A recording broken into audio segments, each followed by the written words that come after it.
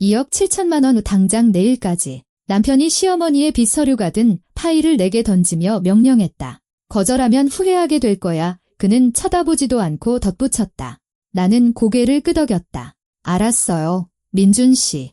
6시간 후 나는 아이들과 함께 비행기에 앉아 있었다. 그날 저녁 돈을 찾으러 아파트에 들이닥친 그들이 발견한 것은 텅 빈 방들과 식탁 위에 놓인 봉투 하나뿐이었다. 시어머니가 가장 먼저 봉투를 뜯고는 어찌나 크게 소리를 질렀던지 식탁 위 크리스탈 샹들리에가 자잘하게 흔들릴 정도였다. 이야기를 시작하기에 앞서 어느 나라에서 이 글을 읽고 계신지 알려주시겠어요?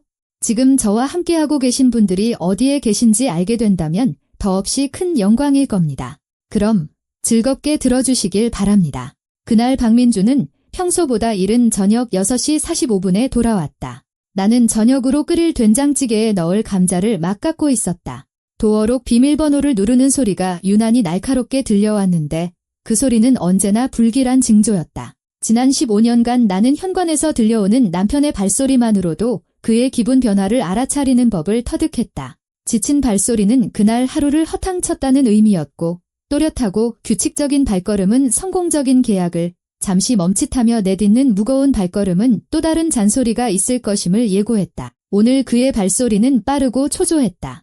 마치 누군가에게 쫓기거나 중요한 일을 향해 달려가는 사람처럼. 수진아, 이리 좀 와봐. 신발도 벗지 않은 채 그가 복도에서 소리쳤다. 결혼 전부터 쓰던 작은 꽃무늬 앞치마에 손을 닦으며 현관으로 나갔다. 민주는 늘 입는 가죽 재킷 차림으로 복도 한가운데 서 있었다. 그의 옆구리에는 두툼한 서류철이 끼워져 있었고 5월 날씨가 제법 서늘했음에도 붉게 달아오른 얼굴에는 땀이 송골송골 맺혀 있었다. 주방으로 그는 나를 지나치며 툭 내뱉었다. 주방 식탁에 그가 파일을 내던지는 바람에 묶여있지 않던 서류들이 부채처럼 펼쳐지며 차용증, 계약서, 관인이 찍힌 영수증들이 쏟아져 나왔다. 어머니가 사고 치셨어. 그가 의자에 주저앉으며 거친 숨을 내쉬었다. 완전히 코가 꿰었어. 망할 노인네가. 나는 말없이 물주전자에서 물을 따라 그에게 건넸다. 그가 단숨에 물을 들이켜고는 식기 건조대에 있던 그릇들이 떨릴 정도로 요란하게 컵을 내려놓는 모습을 지켜보았다. 어머니 친구 박 여사라고 있잖아. 무슨 투자조합이라는데 연 30% 수익률을 약속했나 봐. 어머니가 거기에 모아둔 돈이랑 연금까지 전부 쏟아붓고 최 회장한테 빚까지 냈어. 최 회장. 우리 동네에서 그 이름은 함부로 입에 담지 못했다. 정말 막다른 골목에 몰렸을 때만 돈을 빌리고 반드시 제때 갚아야만 하는 그런 부류의 사람이었기 때문이다. 얼마인데요? 내가 조용히 물었다. 2억 7천. 민준이 두 손으로 얼굴을 문질렀다. 이자가 붙어서 벌써 2억 7천이야. 매일 불어나고 있고. 의자 끝에 걸터앉아 나는 식탁 위에 흩어진 서류들을 바라보았다. 싱크대 위 타일은 금이 가고 수도꼭지에서는 물이 뚝뚝 떨어지는 이 좁은 주방에서 2억 7천만 원이라는 액수는 도무지 현실감이 없었다. 내일 아침에 은행가 김민준이 나를 올려다보았다. 그의 눈에는 오랜만에 보는 단순한 짜증이 아닌 공포와 비슷한 무언가가 서려 있었다.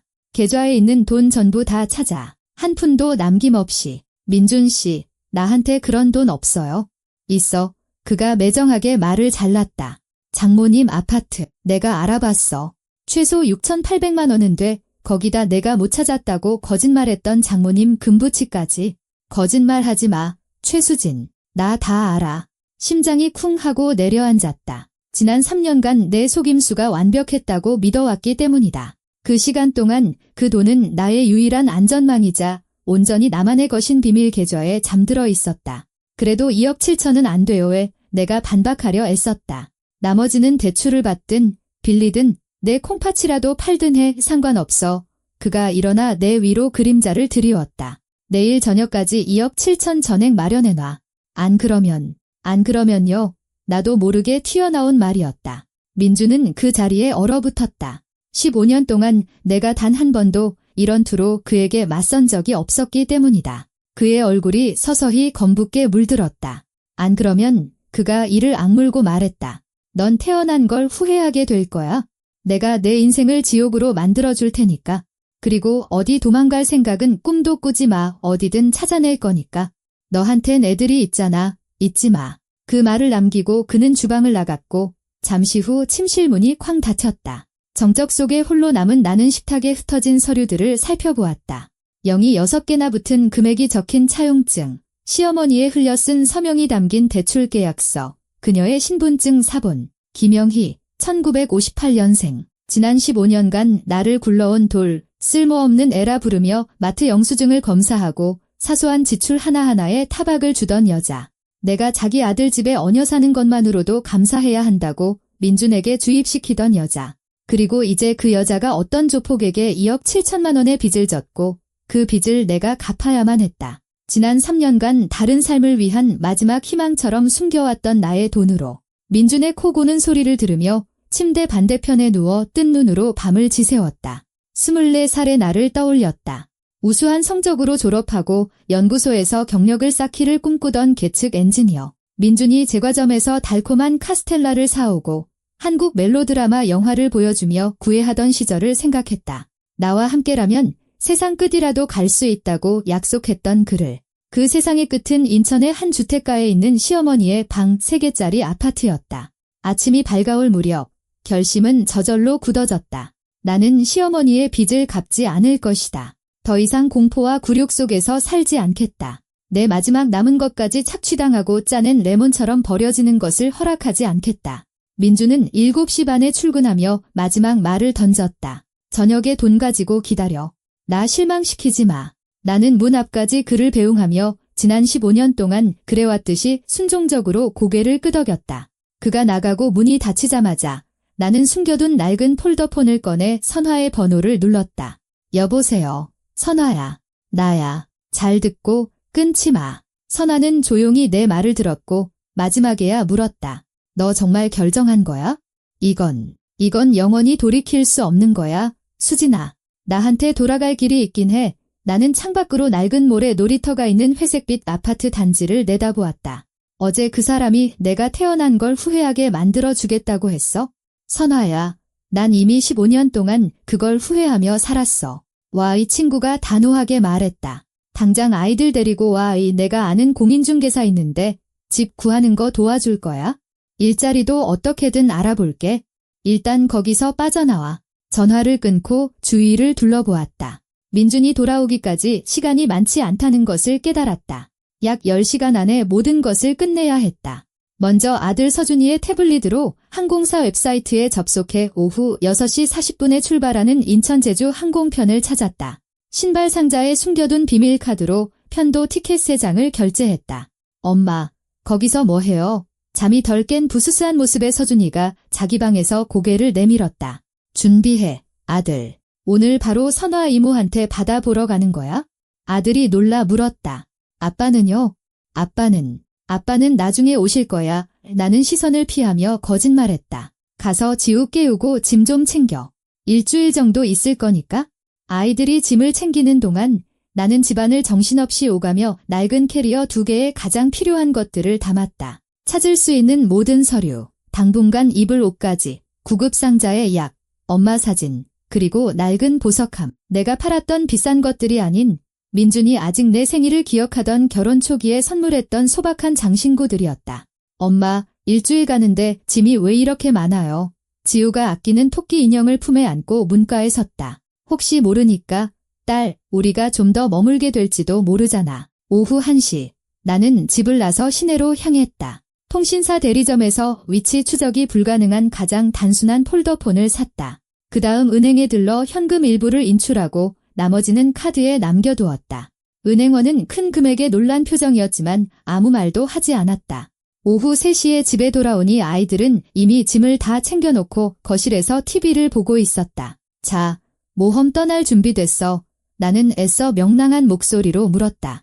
엄마, 서준이가 나를 닮은 진지한 갈색 눈으로 유심히 쳐다봤다. 우리 일주일만 가는 거 아니죠? 그렇죠? 소파에 아들 옆에 앉아 어깨를 감쌌다. 서준아, 너도 이제 다 컸잖아. 곧 16살이지? 우리가 어떻게 사는지, 아빠가 나랑 너희한테 어떻게 대하는지 너도 보이지? 보여요. 이 아들이 조용히 대답했다. 오래전부터요. 엄마도 더는 못 견디겠어? 싫어. 우린 떠나는 거야, 아들. 제주도에 있는 선화 이모네로 새 삶을 시작할 거야. 아빠는 지우가 토끼 인형을 꼭 껴안으며 물었다. 아빠는 아빠는 할머니랑 여기 남아서 더는 소리 지르지 않을 거야? 딸의 눈에 희망이 반짝였다. 그래, 약속할게. 오후 5시, 우리는 캐리어 2개, 배낭 3개, 그리고 내 낡은 우산을 들고 집을 나섰다. 새 번호로 택시 앱을 호출했고 기사님이 짐 싣는 것을 도와주셨다. 공항으로 가주세요. 나는 아이들 사이에 뒷좌석에 앉으며 말했다. 집을 나오기 전 나는 부엌 식탁에 봉투 하나를 남겨두었다. 무슨 말을 써야 할지 한참을 고민했다. 3장을 썼다가 모두 찢어버렸다. 결국 지우의 공책에서 깨끗한 종이 한 장을 찢어 짧고 분명하게 설명이나 변명 없이 7단어를 적었다. 15년 동안 나는 내 모든 행동에 대해 변명해왔다. 이제 그만하면 됐다. 비행기에서 이륙 안내 방송이 나올 때 나는 낡은 폰과 새 폰 2개를 모두 껐다. 서준이는 창가에, 지우는 내 손을 꼭 잡고 가운데에 앉았다. 무서워. 내가 딸에게 물었다. 조금. 근데 좋은 무서움이야. 나는 딸이 무슨 말을 하는지 알 수 있었다. 나 역시 무서웠기 때문이다. 하지만 그건 지난 몇 년간 나를 올가매던 끈적하고 굴욕적인 공포가 아니었다. 그것은 높이와 비행, 그리고 미지의 세계에 대한 두려움, 자유에 대한 두려움이었다. 비행기는 활주로를 달려 땅에서 박차 올랐다. 아래로는 회색빛 봄의 인천과 주택가의 방 3개짜리 아파트, 내 인생의 15년, 그리고 부엌 식탁 위의 봉투가 멀어지고 있었다. 저녁에 민주는 집에 돌아와 텅 빈 아파트를 발견할 것이다. 방들을 샅샅이 뒤지고 옷장을 확인한 후 어머니에게 전화할 것이다. 김영애 여사는 20분 안에 달려올 것이다. 나는 그녀의 습관을 잘 알았다. 노크도 없이 자기 열쇠로 문을 열고 들어와 잔소리를 시작할 것이다. 내가 저것 은혜도 모르는 년이라고 했잖아. 내가 경고했지? 식탁 위의 봉투는 바로 발견하지 못하겠지만 이내 발견하고는 아들을 기다리지 않고 먼저 뜯어볼 것이다. 남의 일에 코를 박고 남의 편지를 읽고 남의 주머니를 뒤지는 것이 그녀의 습관이었으니까 종이를 펼쳐 읽을 것이다. 어머님 빚은 직접 갚으세요. 최수진. 그러면 전직 교감이사이자 우리 동네의 무서운 여자였던 김영애 여사는 아무도 들어본 적 없는 소리를 낼 것이다. 비명과 신음의 중간쯤 되는 소리. 그 소리에 유리창이 떨리고 아들의 결혼 선물이라며 기회 있을 때마다 생색내던 부엌 식탁 위 크리스탈 샹들리에가 조용히 짤랑거릴 것이다. 선아는 제주공항에서 그들을 맞았다. 양귀비꽃 무늬의 화려한 원피스를 입은 키가 작고 통통한 여자. 도착장의 후텁지근한 공기 때문에 머리는 헝클어졌지만 수진이 계측기 공장에서 일할 때부터 기억하던 그 환한 미소를 띠고 있었다.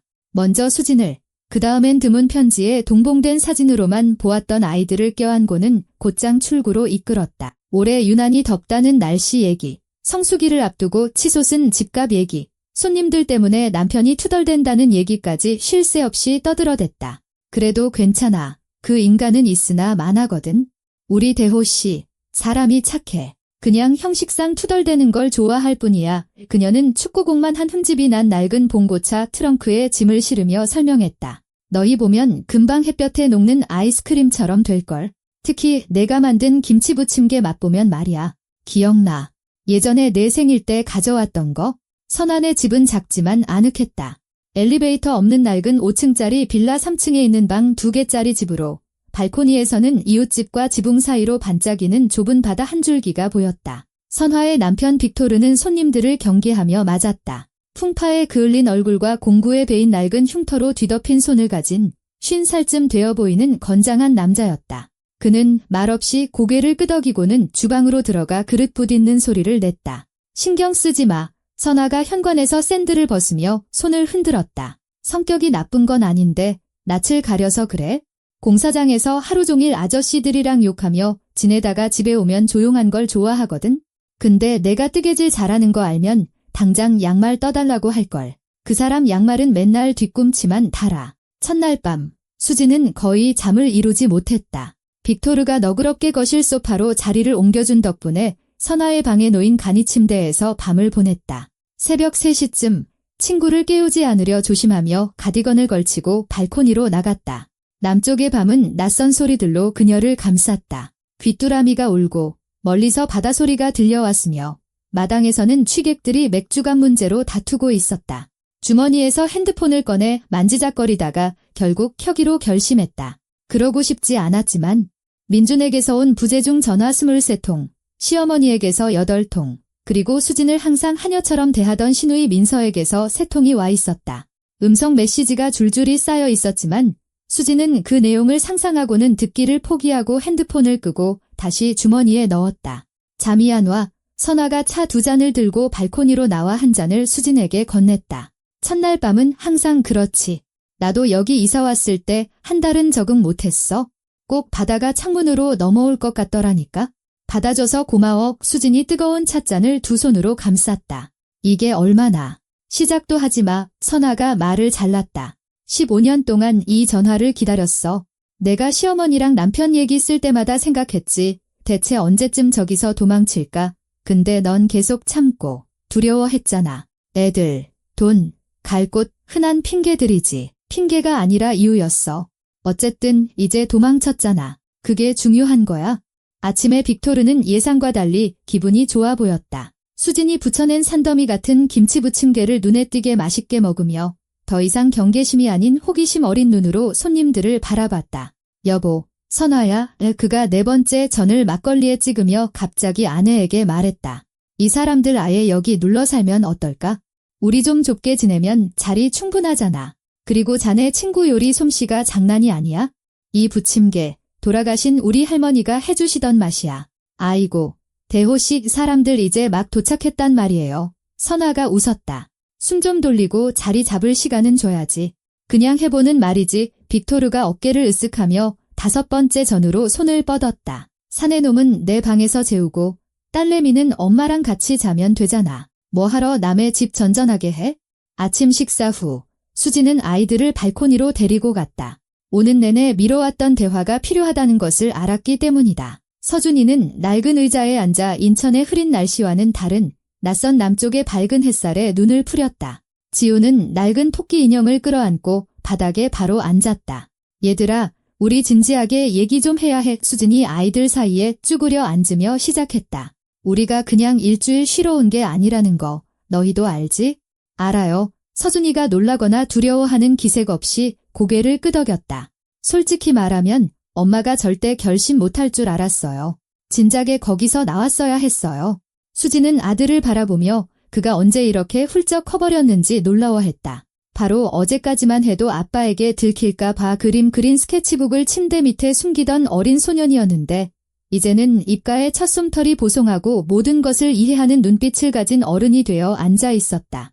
아빠는 지우가 토끼의 귀를 만지작거리며 조용히 물었다. 할머니는 우리 찾으러 올 거잖아. 화낼 거잖아. 그럴 거야. 수진이 솔직하게 대답했다. 아빠는 벌써 전화했고 할머니도 마찬가지야. 하지만 우린 돌아가지 않아. 아빠가 어떻게 소리쳤는지 기억나지? 할머니가 항상 불만스러워 하셨던 것도 기억나요? 지우가 고개를 숙였다. 할머니는 맨날 내가 덤벙대고 쿵쿵 걷고 음식 낭비한다고 하셨어요. 더는 그런 말 못 하실 거야? 약속할게. 일주일 후 선환의 집에서 걸어서 30분 거리에 있는 작은 원룸으로 이사했을 때 지우가 저녁 식사 중에 말했다. 엄마, 그거 알아요. 여긴 정말 조용해요. 아무도 소리 지르거나 싸우지 않아요. 우리 여기서 영원히 살면 안 돼요? 구한 집은 아주 작았다. 구석 벽지가 벗겨진 방 하나에 창고만 한 부엌, 그리고 문을 닫는 것과 세면대 앞에 서는 것 중 하나를 선택해야 하는 화장실. 하지만 생애 처음으로 생긴 내 공간이었다. 노크 없이 들어오거나 가방을 뒤지거나 영수증을 확인하는 사람이 없는 곳. 자, 이제 우리 집이네. 선아가 5층 이웃에게서 얻어온 낡은 접이식 소파를 끌고 왔다. 새 것은 아니지. 가장자리에 스프링이 좀 튀어나왔지만 잘 수는 있을 거야. 두꺼운 베개 받치면 괜찮아. 그러다 첫 월급 타면 더 좋은 거 사면 되지? 수지는 이사한 다음 날부터 일자리를 찾기 시작했다. 15년의 경력 단절이 엔지니어에게는 낙인과 같다는 것을 알았지만 끈질기게 모든 관련 직종에 이력서를 보냈다. 계측 기술자, 실험실 연구원, 관제사, 기술자, 심지어 측정 장비 지식이 있는 창고 관리자까지. 비록 잊혀졌을지라도 그녀의 지식이 쓰일 수 있는 곳이라면 어디든 지원했다. 면접에서 경력 단절에 대해 물어보면 육아휴직 썼다고 해 선아가 조언했다. 애가 둘이고 남편이 집에 있길 원했다고. 동시에 수지는 뜨개질도 계속했다. 지역 웹사이트와 소셜미디어 그룹에 광고를 올리자 제주 사람들은 화려한 크로셔 탑, 레이스 파나마 모자, 비치 튜닉 같은 여름 상품을 기꺼이 주문했다. 일주일 만에 3건이 주문을 받았다. 많지는 않았지만 시작으로는 충분했다. 엄마, 저 미술학원 다녀도 돼요? 어느 날 저녁, 3사람이 작은 식탁에 겨우 모여 앉아있을 때 서준이가 물었다. 여기 근처에 하나 있는데 인터넷으로 찾아봤어요. 16살부터 받는다는데 딱 맞아요. 수지는 눈물이 핑 돌 뻔했다. 민준이 아들의 계집애 같은 취미를 몇 년 동안이나 조롱하며 덩치 큰 또래들에게 맡기만 하는 레슬링을 억지로 시키고 사내 자식이 아니다 유리 멘탈 마마보이라고 불렀던 기억이 떠올랐다. 그럼에도 서준이는 밤에 몰래 그림을 그리며 스케치북을 침대 및 옷장 뒤 낡은 교과서 사이에 숨겨왔다. 물론이지 아들. 내일 당장 가서 필요한 서류가 뭔지 알아보자. 그녀는 일주일에 한 번 수요일에만 핸드폰을 켰다. 뜨개질 주문 고객들의 메시지를 확인하기 위해서였다. 민준에게서 온 부재중 전화는 처음엔 100통을 넘더니 나중에는 200통을 넘어섰다. 가끔 훑어보는 문자 메시지의 내용은 날씨처럼 변덕스러웠다. 처음에는 찾아서 대가를 치르게 하겠다, 태어난 걸 후회하게 해주겠다, 법으로 애들을 데려오겠다는 협박이었다. 그 다음에는 수진아, 돌아와. 우리 다시 얘기하자. 아이들을 생각해 어머니가 식음을 전폐하고 계셔라는 애원이 이어졌다. 그리고 다시 협박과 명령이 뒤섞였다. 당장 돌아와.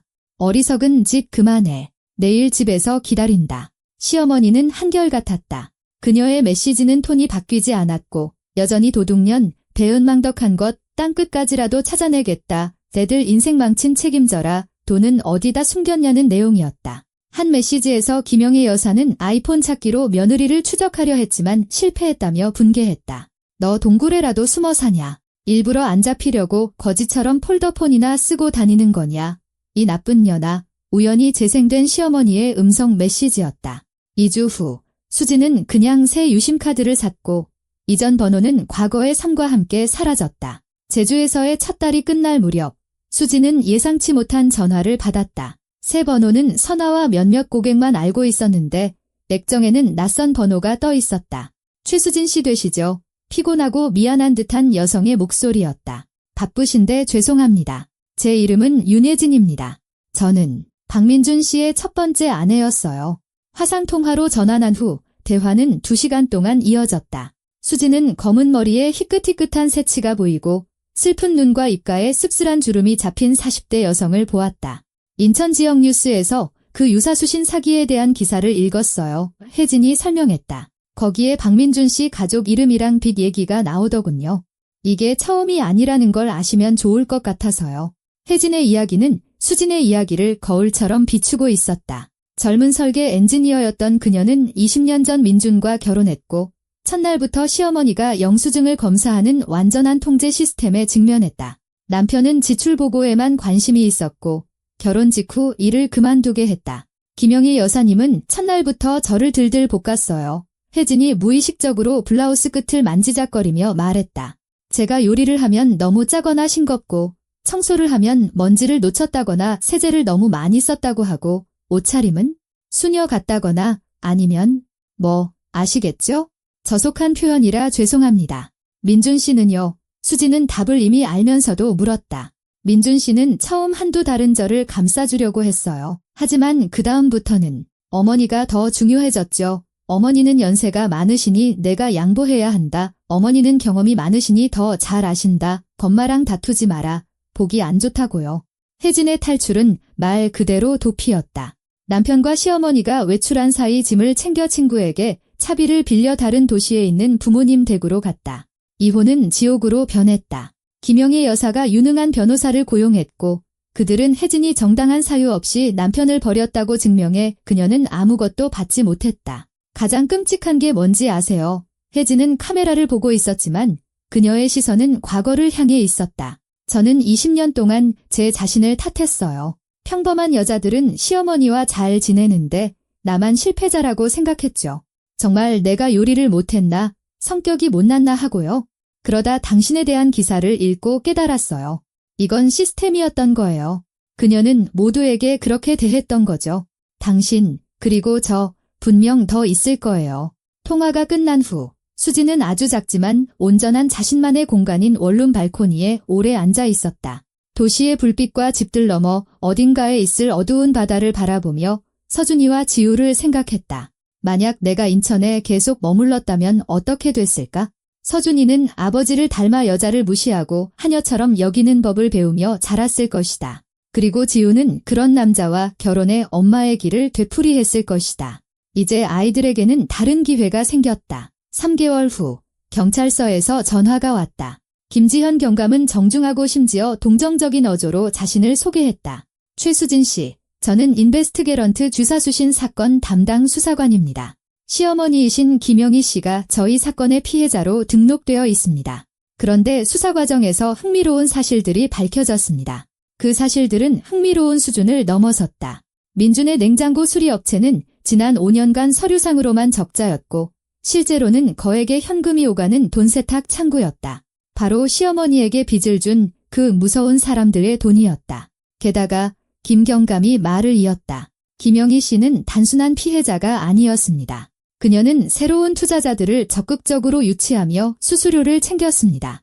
본인이 당하기 전까지는 사실상 그 사기 조직의 일원이었던 셈이죠. 수지는 결혼 생활, 재정 상황, 그리고 집안의 의사 결정 방식에 대해 진술해야 했다. 그녀는 완전한 통제, 정해진 목록에 따라서만 지급되던 생활비라는 것을 금지당한 것, 안전하게 보관한다는 명목으로 빼앗긴 서류들에 대해 모든 것을 털어놓았다. 이해하시겠지만 수진 씨는 순수한 증인입니다. 수사관이 대화 말미에 확인했다.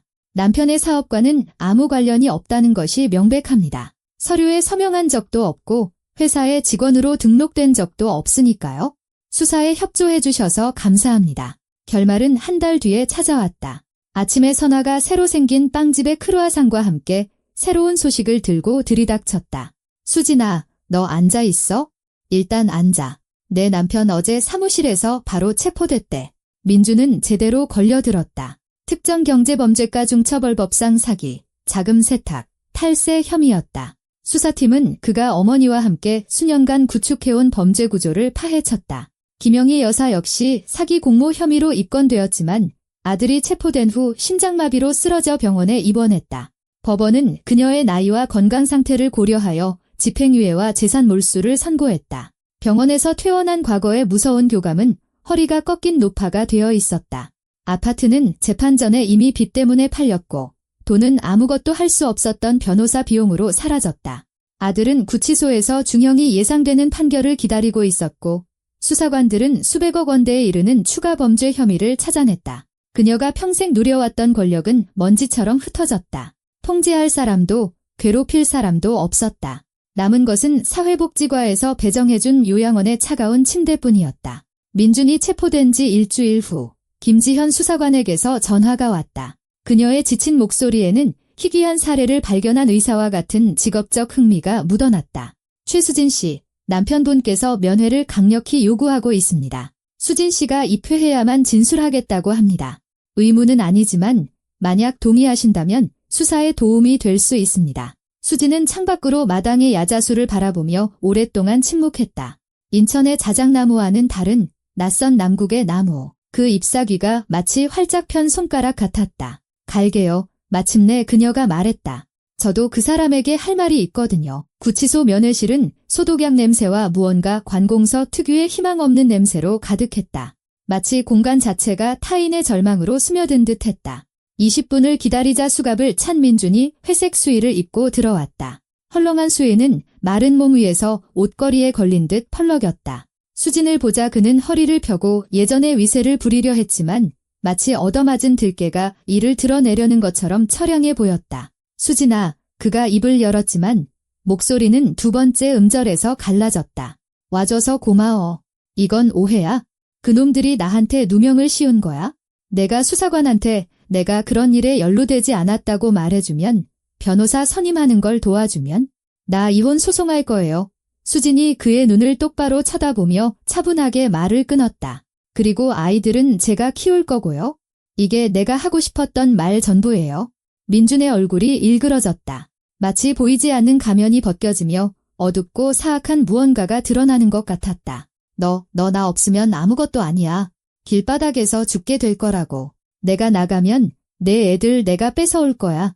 내가 내 인생을 15년 동안 들었어요.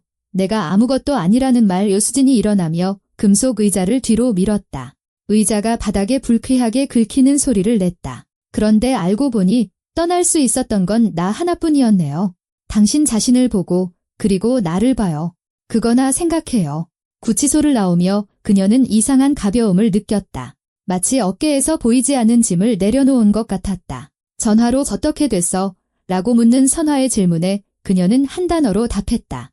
자유로워. 재판은 4개월 후 인천지방법원에서 열렸다. 수진이 수백 번 지나쳤지만 언젠가 그 안에 서게 될 것이라고는 상상도 못했던 기둥이 있는 바로 그 건물이었다. 9월의 따스함에도 불구하고 법정 안은 쌀쌀해서 수진은 직접 든 카디건을 어깨에 걸쳤다. 사소하지만 중요한 디테일이었다.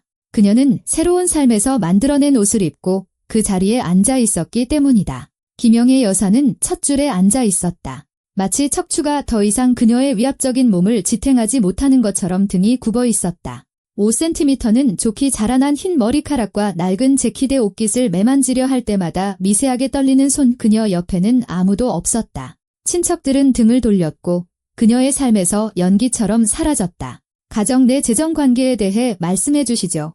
눈빛이 예리한 젊은 검사가 요청했다. 수지는 격앙되지 않고 담담하게 사실을 진술했다. 첫째 아이 출산 후 어떻게 직장을 그만두게 되었는지, 어떻게 매 한 푼까지 보고해야 하는 목록에 따라 생활비를 받았는지, 보관을 명목으로 신분증을 어떻게 빼앗겼는지, 그리고 어떻게 15년 동안 자신의 집에서 발언권 없이 살았는지에 대해 왜 그렇게 오래 참으셨습니까? 검사가 물었다.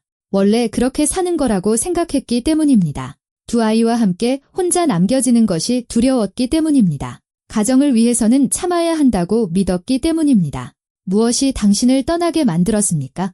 남편이 2억 7천만 원을 요구했습니다. 제 어머니의 유산과 그 이상의 돈을 시어머니의 빚 때문에 내놓으라고 했습니다.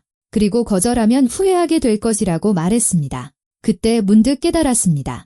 그들에게 저는 인간이 아니라 돈이 나올 때까지 걷어찰 수 있는 현금 인출기였다는 것을요. 민주는 모든 혐의에 대해 유죄 판결을 받았다. 징역 6년, 재산 몰수, 그리고 임원직 취임 금지. 법정에서 끌려나가며 그는 수진을 돌아보며 소리 없이 무언가 말했다. 하지만 그녀는 자세히 보려 하지 않고 그저 창밖으로 고개를 돌렸다. 반년 후, 제주에 이미 여름의 무더위가 찾아온 5월의 저녁, 수진의 새 번호로 전화가 걸려왔다. 수화기 너머의 목소리는 거칠고 교도소 은어가 섞여 있었다. 최수진 씨, 박민준 씨한테서 안부 전해드립니다. 아주 보고 싶어 하십니다. 그리고 애들 생각 좀 하라고 하시네요. 인생사 어떻게 될지 모르니까 별일이 다 생기잖아요. 수진은 말없이 전화를 끊었지만 손이 배신하듯 떨렸다. 두려움 때문이 아니라 분노 때문이었다.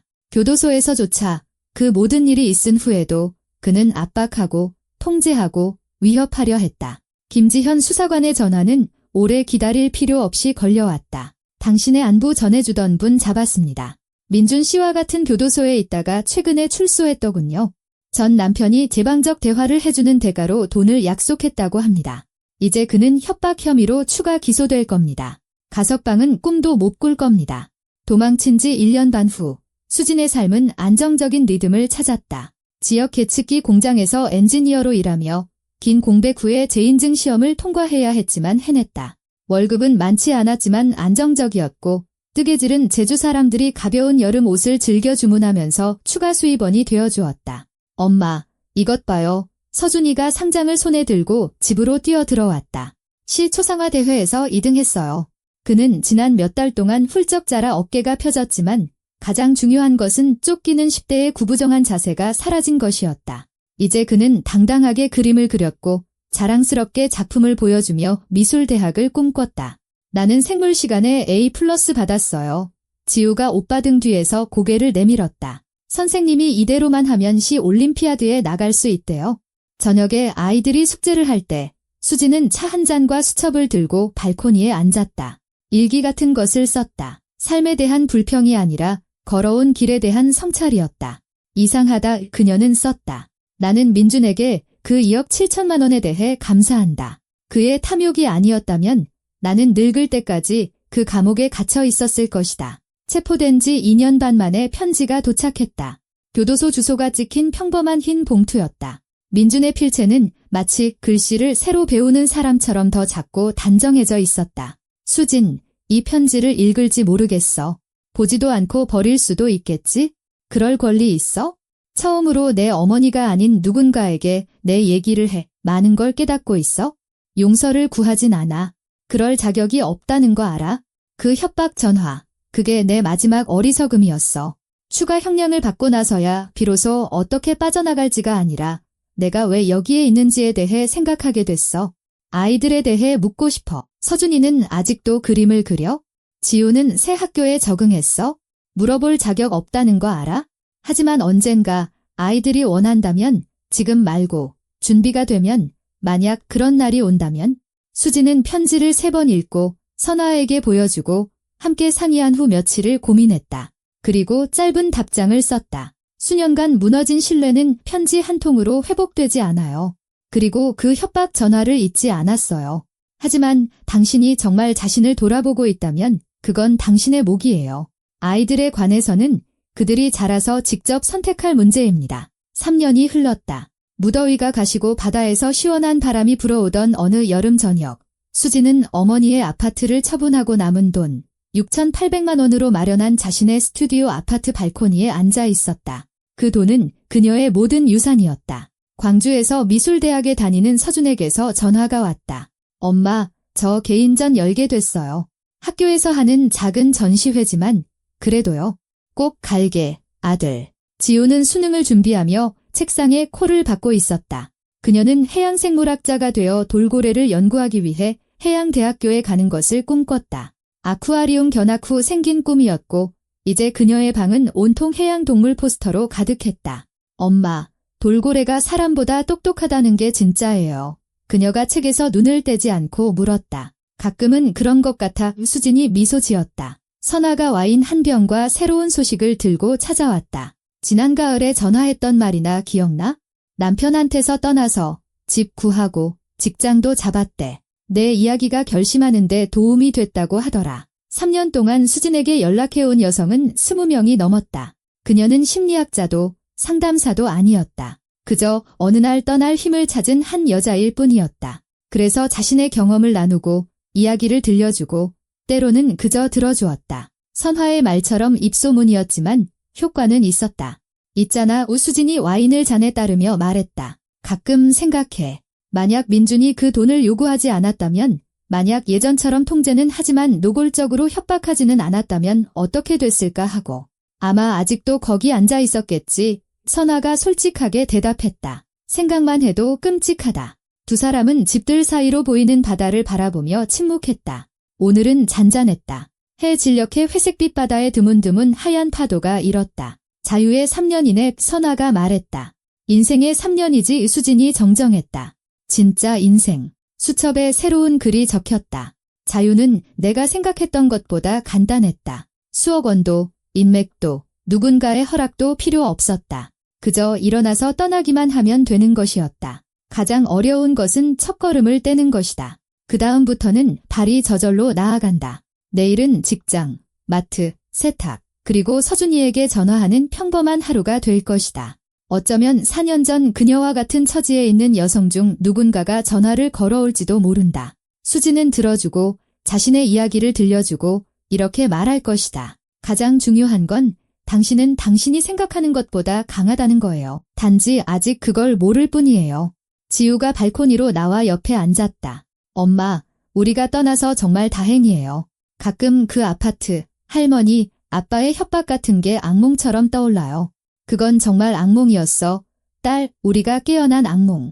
바다는 한결같이 영원하게 철석였다. 누구에게도 속하지 않고 본질적으로 자유로운 존재. 수지는 생각했다. 나는 15년을 감옥에서 살았고 자유롭게 산 것은 고작 3년이다. 하지만 이 3년은 이전의 모든 시간을 합친 것보다 가치 있다.